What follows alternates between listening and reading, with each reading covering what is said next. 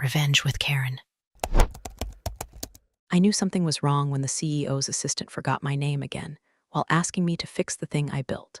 Sandra, Stephanie, can you look at the latency issue in the cross-region sync? I didn't bother correcting him. I just opened the terminal, ran the diagnostic, and quietly prevented a cascading sync failure that would have cost the company $180K in SLA violations by morning. No thank you. No follow-up. Was already walking back to his lunch with the product team, the same team that once unplugged a server to charge someone's vape. That's how it always went. I was the airbag they didn't know existed until they hit a wall and wondered why they weren't bleeding. My official title was operations manager, but unofficially, I was the last thread holding the tapestry together. Every compliance update, every disaster recovery flowchart taped in the break room during quarterly drills was me. The risk model tied to finance's automated reconciliation logs.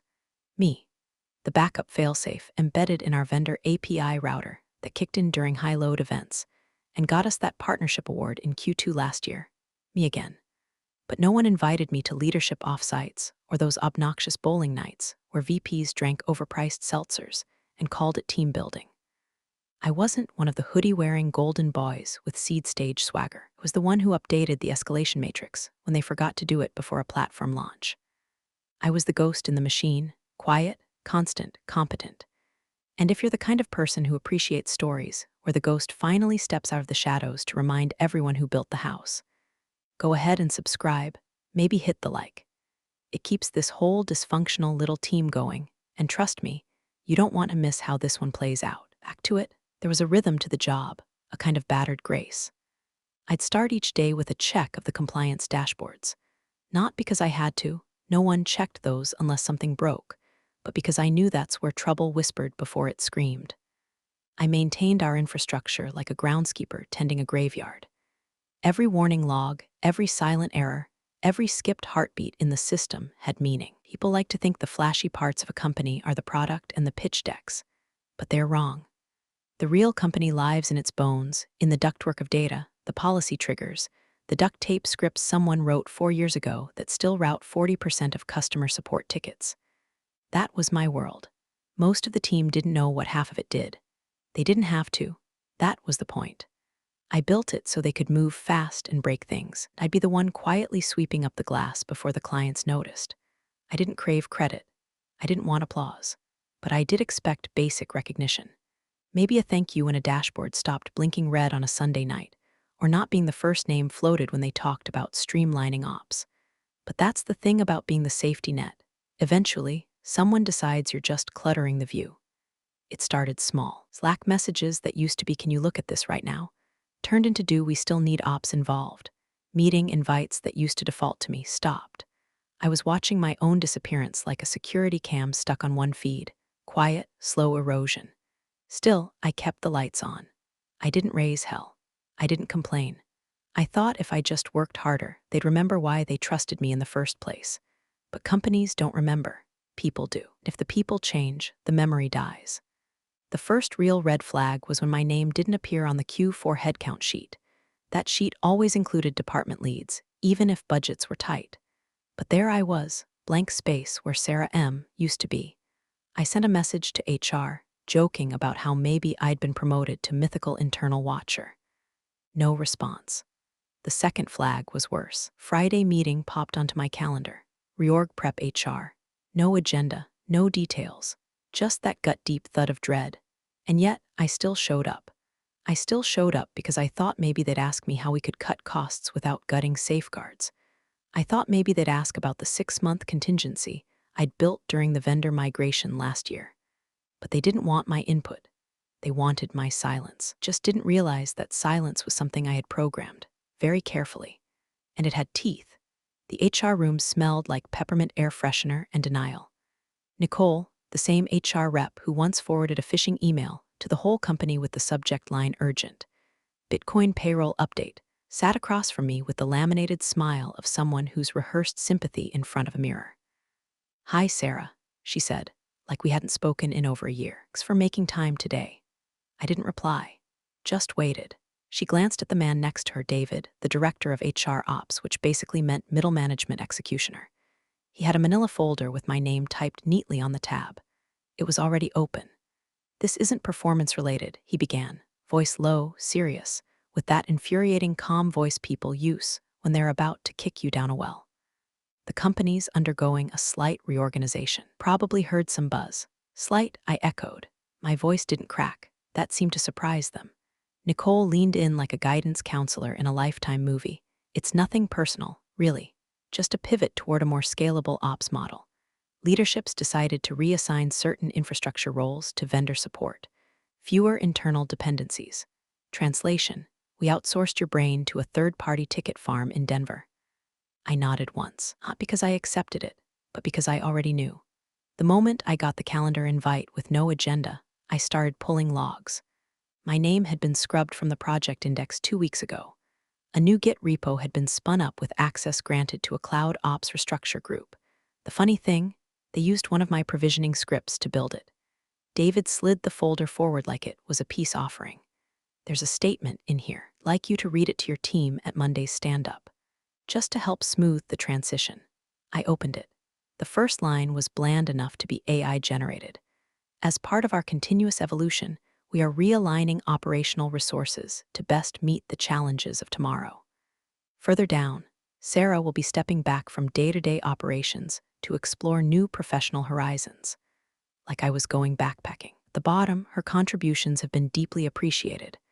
I stared at the period at the end of that sentence like it was a bullet hole. "Of course, we'll handle technical offboarding internally," Nicole said. "We've already scheduled your access deprecation to begin Monday evening after your final sync." Ah, there it was. That was the mistake. Because access deprecation, in the systems I built, isn't just a security measure, it's a trigger. Protocol I wrote 3 years ago during the Great Outage, when I stayed up 46 hours straight rebuilding infrastructure after a contractor nuked the config. I didn't just build systems to recover from disasters. I built systems to detect when I was removed and respond accordingly, quietly, automatically, without requiring human emotion or permission. I smiled then, not wide, just enough to make David shift in his chair. "Anything you want to say?" asked. "Yes," I said. "Thank you for confirming it." "Confirming what?"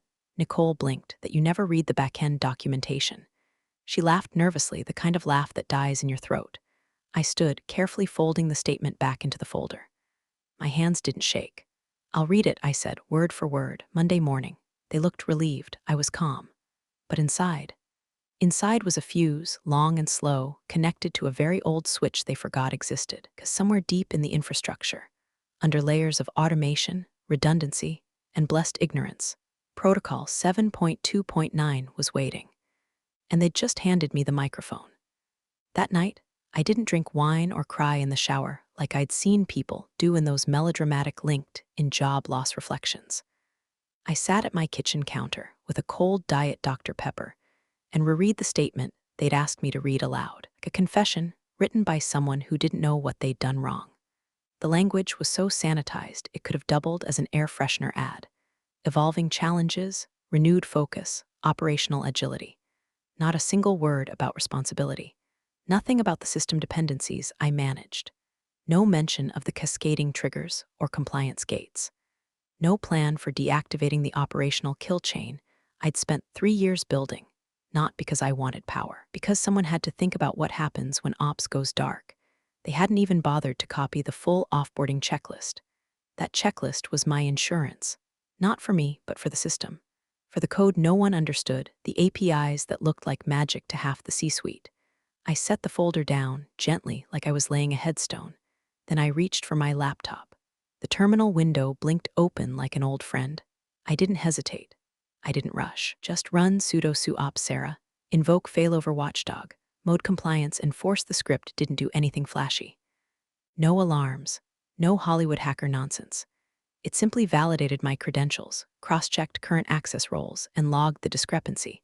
Primary protocol custodian pending offboarding. Contingency enforcement in 72H. That's all. A clock started ticking, quiet, invisible, and inevitable. They thought offboarding was a calendar event. But in the logic of the system, it was a risk vector, a vulnerability, and Protocol 7.2.9, that wasn't a revenge plan. That was a containment measure. Back during the great outage, I wrote it while half-drunk on stress and energy drinks, watching teams scramble in a Slack thread with 4,000 unread messages. Was designed to stabilize core systems by triggering staggered lockdowns when administrative roles were altered without proper certification and override delegation. They'd never updated the override because they never read the doc. The next 72 hours would look normal to everyone unless you knew where to look. Client syncs would start lagging. Audit logs would stop backfilling. Certain third-party APIs would request keys from a now-deprecated subdomain. None of it would scream sabotage. It would look like entropy. It would look like absence. I wasn't deleting anything, wasn't hacking, wasn't breaching. I was just letting the system follow its own rules, the ones they approved, the ones they ignored. That's the thing about systems, especially the ones no one thanks you for maintaining. They don't get mad. They don't throw tantrums. They just stop helping. I sat back, watching the cursor blink. Then, slowly, deliberately, added one note to the comment log embedded in the script. Full offboarding per internal protocol, 7.2.9. Let them read that on Monday. Let them read it out loud. The air in the Monday stand-up was the kind of stale that only comes from a weekend of no one touching the thermostat. A few team leads trickled in late, half-lidded from too much IPA and not enough shame. Lenny from front end kept tapping his smartwatch like it was a magical portal out of discomfort. I stood at the front like a damn funeral director for my own career, holding the manila folder that still smelled like whatever cologne David from HR marinated in. Thanks for joining, I said, voice level. Eyes flicked up. Most of them already knew something was off. People are like dogs. They sense it in the tone. I have a short update from HR, I continued, reading the first line exactly as written. As part of our continuous evolution, we are realigning operational resources to best meet the challenges of tomorrow. Jason, one of the junior sysadmins, blinked hard. You could see the internal monologue scrolling across his face like a terminal log. What does that even mean? I read the next few sentences flat, like a weather robot reading a forecast for rain that had already started falling. Sarah will be stepping back from day-to-day operations to explore new professional horizons. Her contributions have been deeply appreciated. No applause, no thank you card, just polite confusion smeared across a dozen half-awake faces. And then I added my line, calm, clear, and offboarding will include full systems decommissioning per 7.2.9. Silence for 2 seconds. Then movement, tiny, specific. Ben, back-end engineer with the busted keyboard and Mountain Dew addiction, narrowed his eyes.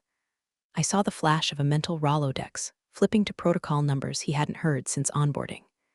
Next to him, Clara tilted her head like a golden retriever, hearing a word she almost recognized. But HR? HR didn't even blink. David was standing just outside the circle, arms crossed like a proud shepherd who had successfully delivered the lamb to slaughter. Nicole smiled with that nervous, brittle energy that said, almost over, almost done. I closed the folder, tucked it under my arm, and then I reached into my pocket and pulled out my badge, held it up. Everyone watched. Not because of ceremony, but because it was too quiet not to. The badge hit the table with a gentle clack. I nodded once to no one in particular and walked toward the door. Jason muttered, wait, what's 7.2.9 again? No one answered. As I stepped into the hallway, I heard Ben whisper to Clara, that's not the decommission protocol, is it? But by then I was already at the elevator. I didn't look back. The doors slid shut. My phone buzzed, an automated message confirming my badge had been deactivated. Perfect. Protocol 7.2.9 would now enter phase 2. It wouldn't yell. It wouldn't crash. It would withdraw, gracefully, deliberately, like a tide pulling away from the shore, taking all the sandcastles with it. I walked out into the morning sun like I was late for brunch. Inside that building, I had been invisible scaffolding. Now I was subtraction. And subtraction is quiet until you realize what's missing. By the time the first glitch was reported, I was halfway through a mushroom omelet at a diner off I-90, phone on silent, notifications disabled, Bluetooth off. My only plan for the day was to let my coffee go cold while I stared out the window and watched middle managers in leased subs try to beat a yellow light like it owed them child support. Back at the office, someone opened a Jira ticket at 6:03 a.m. titled Client Notification Delay Urgent. No exclamation mark. Just that little question mark, like a shrug dressed as punctuation. By 6:17, support team realized that onboarding emails for new clients had stopped sending entirely. At 6:29, the automated data sync to the CRM failed silently, twice. At 7:12, a finance intern flagged that the payroll API had thrown a permissions error when trying to initiate the biweekly cycle. The error code, 422 dependency lock. That was the first hard stop, because payroll wasn't optional. That's when they started checking logs. Only, they couldn't. Admin logs were restricted. Override credentials failed. The CTO, Greg, the same guy who once said in a town hall that documentation is a crutch for the weak-minded, tried to manually reroute access via the elevated service account. Blocked. The system had marked all override attempts as unauthorized. The reason? Right there in the audit trail. Protocol 7.2.9, admin not verified. Annual override requires primary custodian credentials. The room where Greg sat turned quiet in the way a server rack sounds before it fries. They tried escalating through the IT command tree. That hit a wall, too, because when I wrote the automation rules, I'd made sure they couldn't simply promote someone else in a panic. The role of primary protocol custodian had to be assigned manually, on-site, with dual authentication by me. Of course, nobody had updated it, because I was redundant. By 9:00 a.m., Slack was pure chaos. The IT channel exploded with questions, red alert emojis, and increasingly panicked GIFs from people who had no idea why the API dashboard now showed a flickering red flag next to every external-facing system. Why is Sandbox payment testing down? Who disabled Stripe webhook listener? Can someone reassign ops custodian access? By 7.2.9 showing as active. I wasn't tagged in any of them because I was already gone, and even if they had tagged me, it wouldn't have helped.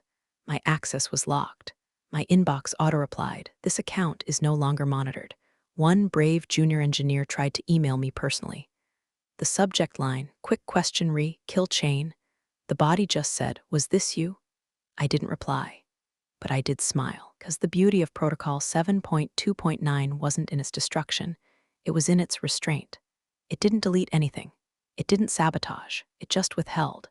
It treated access like oxygen, and when the wrong hands reached for the controls, it made the air thinner. The first few hours were manageable. They spun up a few support tickets with vendors, blamed the CRM for being flaky, pretended it was API latency, but they were already on borrowed time. Because 7.2.9 wasn't a trap, it was a mirror. And they were about to see exactly how much of their system had been propped up by someone they hadn't invited to a single leadership sync in 4 years. And I was eating hash browns, the kind with too much grease and not enough regret. By lunchtime, Office had turned into a live-action IT horror film where every printer exercised itself, and the Slack channels read like dispatches from a sinking ship. The CFO stormed into the war room with his tie already loosened, holding a printout of the payroll error stack like it was a subpoena. Why the hell can't we process payments? The CIO, who once gave a whole all-hands about resilience through redundancy, was now sweating through his recycled polyester shirt, uttering about cron jobs and SSH access like a man praying to gods he never believed in. Legal was worse. They had real stakes, contracts, liability, SLA violations. Marcy from compliance kept flipping through archived documentation with this look on her face like she'd just discovered the Ark of the Covenant, and it was booby-trapped. "It says here," she announced to the room, that Sarah was listed as the sole custodian for Protocol 7.2.9. Greg, the CTO, looked up from his laptop pale. "Wait, sole? Sole," she repeated. "And look, she even submitted a formal risk assessment 2 years ago about centralized protocol governance without qualified redundancy." The CFO snatched the email from her hand like it was a crime scene photo. It was dated almost exactly 25 months prior. Subject, contingency protocol maintenance and role delegation line 3. Failure to assign backup custodian will result in compliance triggers and access lockdown if automated removal is detected. Line 8. Highly recommend reauthorization of Protocol 7.2.9 with at least one secondary override credential. The response from Greg at the time: "Let's revisit in Q4. Not a fire drill." They never revisited. Now they were burning. Attempts to reset core access were met with the same message across every terminal. Error 1403, override not permitted. Protocol active. Custodian credentials required. They tried rolling back system states. Didn't work.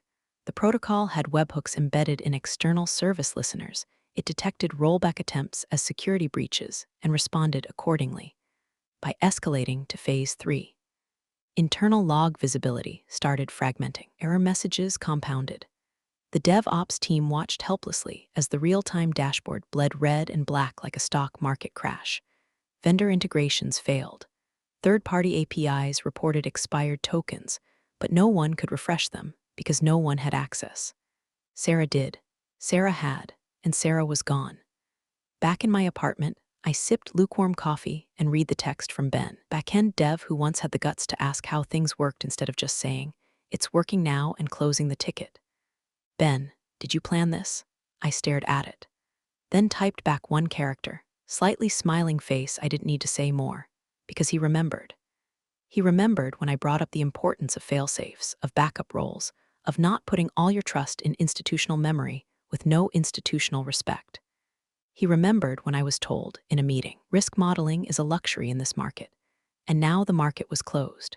Internally, the Whisper network began buzzing. People remembered the late-night fixes, the quiet saves, the servers that never fully crashed because somehow Sarah had set a limiter. They started piecing it together. Sarah didn't just run operations.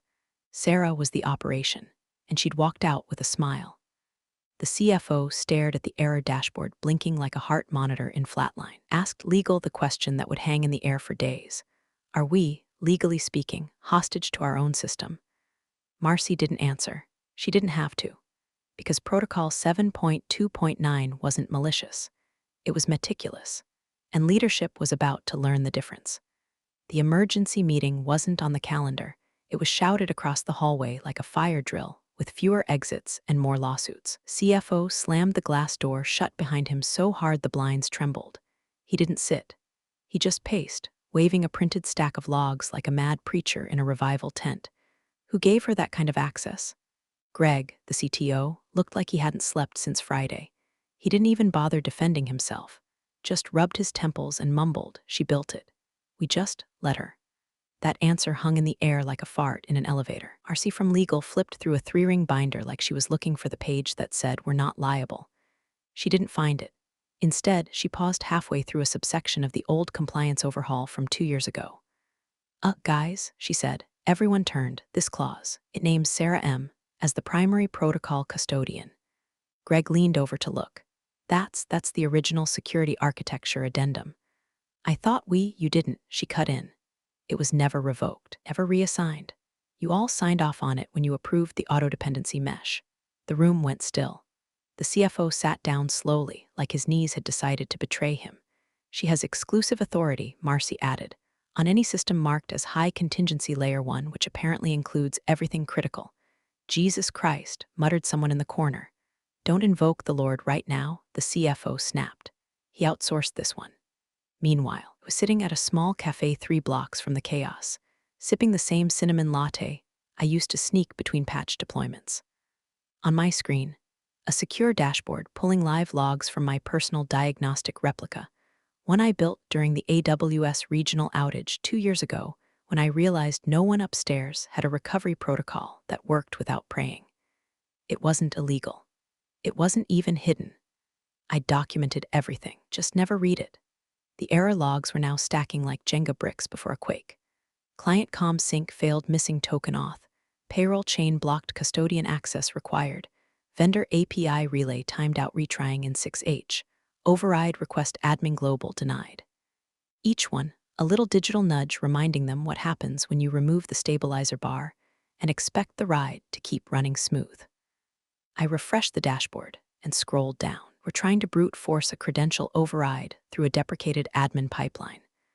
I watched the attempt flag as unauthorized access escalation tier 2, which meant the next automated alert had just been triggered, an email to the board's compliance subcommittee with a timestamp, with my name on the original protocol chain, and a copy of the clause that said, plainly, "In the event of primary custodian removal, system protections will engage until verified reauthorization by original architect or designated successor." There was no successor, because no one thought to name one. They were too busy migrating operations to a cloud-first agile vertical solution stack, whatever that meant on Greg's slides. I took another sip. Somewhere in their office, someone had just said the phrase external auditor in a voice too loud to be reassuring. Whole company was now realizing the foundation they thought was made of scalable cloud solutions and outsourced support tickets was actually one pissed-off woman with a 7-year-old ThinkPad, a paranoia problem, and a system designed to obey only one voice. Mine.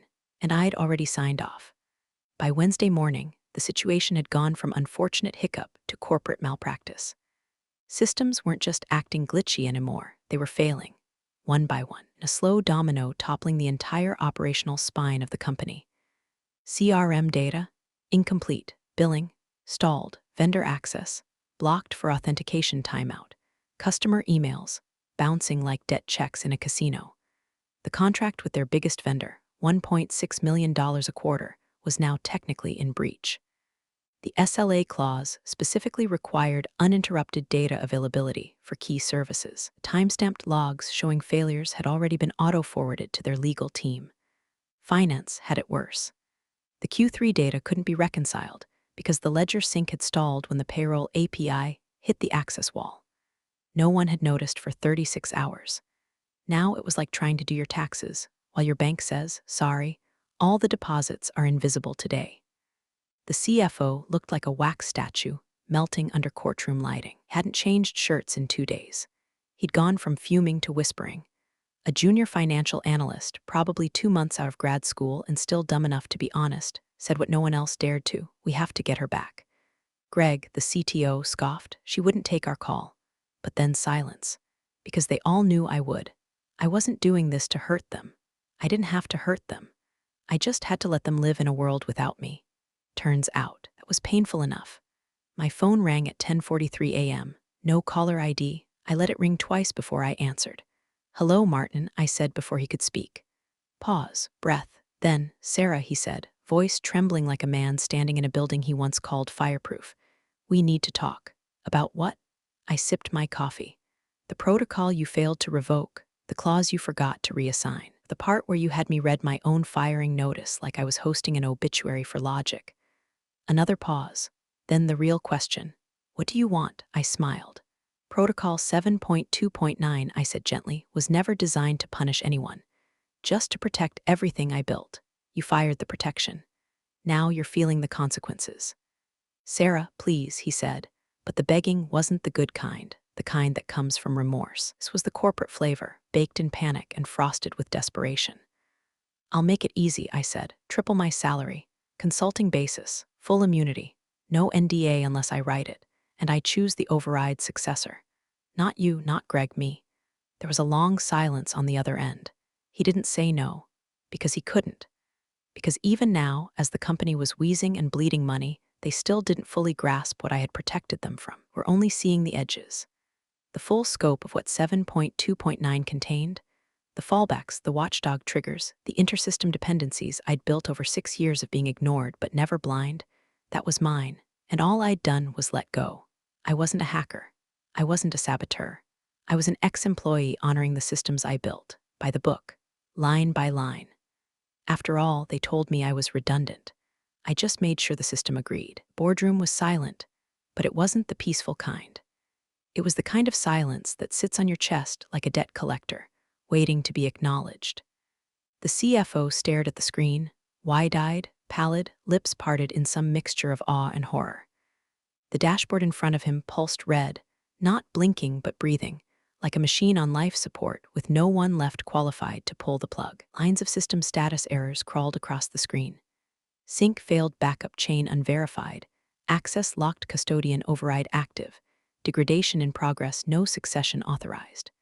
Legal sat across from him, holding the printout with both hands like it might bite her if she let go. She didn't even clear her throat before reading aloud. Access override locked by Sarah M., protocol custodian. Manual reversal requires live credential. A beat of stillness, and softly, like the question had been haunting him all week, the CFO whispered, "Who gave her the kill switch?" No one answered, because they all had. They gave it to me when they approved the documentation without reading it. They gave it to me when they asked me to fix things they never understood. They gave it to me when they ignored my warnings, dismissed my proposals, and handed me a script to read instead of a seat at the table. Now they were paying the price. Literally, my screen pinged. It was a wire confirmation. The full consulting payment, triple my old salary, plus an NDA drafted by their own panicked lawyers. They'd even thrown in a signing bonus under the line item emergency retainer. Cute. I was sitting in a sleek co-working space downtown, sunlight pouring through floor-to-ceiling windows, latte to my right, fresh pen in my hand. Across from me sat the CTO of a rising competitor. He slid the offer letter across the table, already signed on her side. "Name your start date," she said. I signed it, dated it, passed it back. No drama, no performance, just clean, professional, surgical transition. Exactly how I liked my exits. I tapped the keyboard once, turned off all notifications. My inbox from the old company blinked out. Final message archived. Contract closed. Then I opened my resume, scrolled to the bottom, and added one last line. Redundancy protocol designer, fully enforced.